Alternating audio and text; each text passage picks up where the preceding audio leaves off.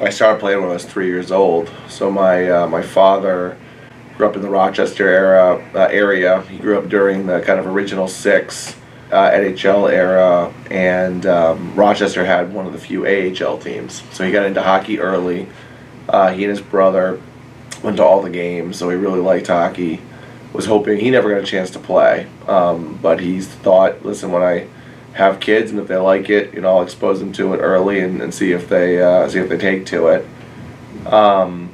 It also happened to be that I'm a '78, and 1980s Olympics happened, so that just reinforced everything. And so I started skating at 3, started playing hockey at 4, and kind of the rest is history. I played youth hockey, I played juniors, I played in college, and I still play in the men's league. So I kind of took to it.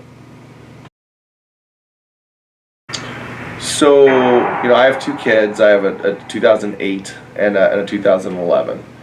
And so, we live in the area and got started, pretty early on, both with CJR in the summers and Mid-Fairfield in the winters.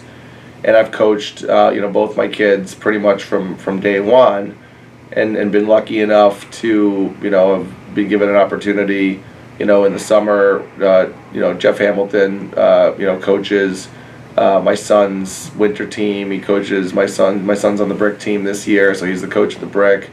And has been giving me the opportunity to be a spring coach, both with the 08s and with the 11s, and it's awesome. I love it. I love being on the ice. I love kind of interacting with the kids, and so why did I choose it? I mean, it's the top spring organization in the area, and so I didn't choose it. I wanted to be here and was lucky enough to be given an opportunity to coach by Jeff and the guys. Coaching, I think universally, having the opportunity to be coached by people, like Jeff, like Keith McCullough, Marty St. Louis, obviously. I mean, there is a whole host of, ex-professional and ex-high-level college players who have a passion for the game and who, come and kind of get the kids excited, but also offer that, kind of nuanced high-level coaching that you don't really get in a lot of other places. The mantra that we try to instill with ourselves, and also that I try to sort of give advice, not just to the athletes, because I'm dealing with kind of the little guys, but also to the parents of, mites and squirts, is that it's a marathon and not a sprint. And so, a lot of people, especially when their kids are competing at a high level, tend to get sort of very sort of antsy, or they overthink things, or they get really, really focused on what's happening in the next month.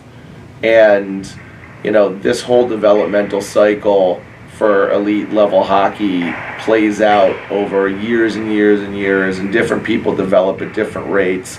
And it's just one of those things where if I was to give advice, and I do give this advice, and I try to live this myself, it's don't get too fixated on sort of the short term, the thing that's right in front of your face. It's a marathon, not a sprint.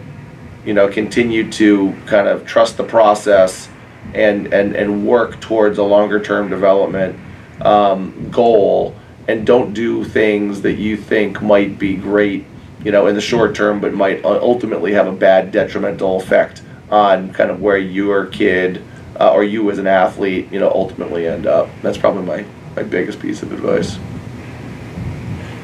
Thank you. Cool. And so now, if you want, you can. Sure. Let me just